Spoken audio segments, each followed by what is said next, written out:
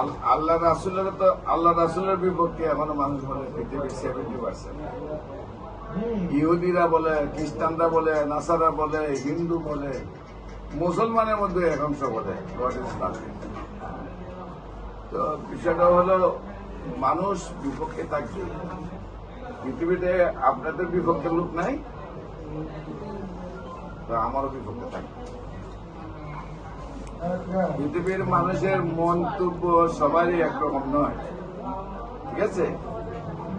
এটা বললো যে আপনাকে তো চিকিৎসা চালাইতে হবে, আপনি আমার চেয়ে কোনো বেটার ডাক্তার পেলে তার কাছে চলে যান।